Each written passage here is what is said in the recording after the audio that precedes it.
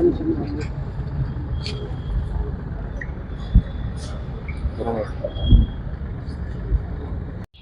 আমরা এখানে এসেছি, আপনারা অবশ্যই জানেন যে আমরা যারা সর্বশিক্ষায় কর্মরত রয়েছি, আমাদের ত্রিপুরা রাজ্য সরকার দুইবার ত্রিপুরা হাইকোর্টে আমাদের সঙ্গে হেরেছে।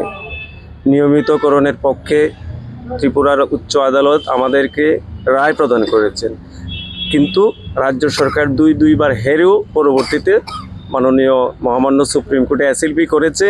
সেইখানে আমাদের এটা চলছে। তো এই মুহূর্তে আমাদের যারা সজলদেব ভার্সেস স্টেট অফ ত্রিপুরার যারা পিটিশনার রেসপন্ডেন্ট ছিলেন, সুপ্রিম কোর্টের নির্দেশ অনুসারে এখানে একটা সমাধান সমারোহর আয়োজন করা হয়েছিল। আমরা সেখানে মহামান্য সুপ্রিম কোর্টের আদেশকে যথেষ্ট পরিমাণে সম্মান প্রদর্শন করে ত্রিপুরার সর্বত্র থেকে আমরা এখানে এই সমাধান সমারোহে এসেছিলাম। কিন্তু অত্যন্ত দুর্ভাগ্যের বিষয় যেটা আমাদেরকে আশাহত করেছে যে এখানে রাজ্য সরকারের যারা প্রতিনিধি ছিলেন তারা স্পষ্ট বলেছেন যে আমরা এই সমাধান সমারোহেতে এসেছি, কিন্তু এখানে আমরা কোনো কিছুই সমাধান করতে পারবো না। ওনারা শুধু এসে ওনাদের ছবি দেখিয়েছেন, আমরা এসে ওনাদেরকে আমাদের চেহারাটা দেখিয়েছি, অথচ কোনো সমাধান হলো না।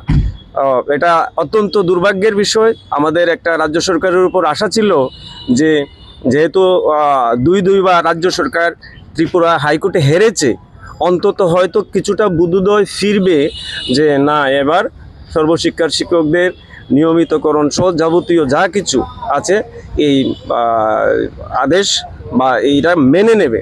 সেই জন্য আমরা খুব আশাহত হলাম, আজকে খুব দুঃখ পেলাম এবং রাজ্য সরকারকে সেটাই বলবো যে আজকে আপনাদের মাধ্যমে বলবো যে ভীষণ ডকুমেন্টের প্রতিশ্রুতি, সরকার গড়ার আগে প্রতিশ্রুতি, সেইগুলো একবার আপনারা স্মরণ করে সর্বশিক্ষার সমস্ত যারা শিক্ষক কর্মচারী আছে ওনাদেরকে অতি দ্রুত এসএলপি প্রত্যাহার করা হোক এবং নিয়মিতকরণের পদক্ষেপ গ্রহণ করা হোক।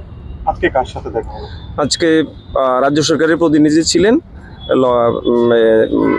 ফিনান্স অর্থ দপ্তরের প্রতিনিধি ছিলেন, সমগ্র শিক্ষার প্রতিনিধি ছিলেন, আর হয়তো লোক আদালতের প্রতিনিধি তো থাকেনি, আর আমরা শিক্ষকদের একটা প্রতিনিধি গিয়েছিলাম। এখন কিছু বলবেন? সমাধান হয়নি না, কোনো সমাধান হয়নি। এর জন্যই আপনাদের মাধ্যমে রাজ্যের মাননীয় মুখ্যমন্ত্রীকে বার্তাটা দিচ্ছি আর কি, যে আপনি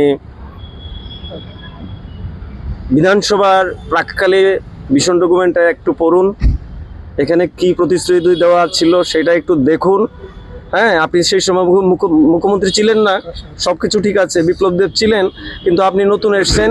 2018-র ভীষণ ডকুমেন্টটা একবার আপনি পড়ুন, পরে আমাদের জন্য কি বলেছিলেন সেটা আপনি একবার নিজেকে জানুন, তারপরে আমাদের জন্য নিয়মিতকরণের পদক্ষেপ নেবেন।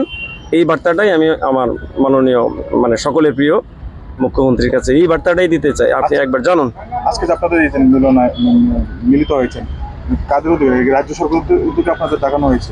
না, এটা কোনো রাজ্য সরকারের উদ্যোগে নয়, এটা মহামান্য সুপ্রিম কোর্টের অর্ডার ছিল এবং এটা যে আপনারা লোক আদালতের প্রতিনিধিরা আমাদেরকে নোটিশ করেছে।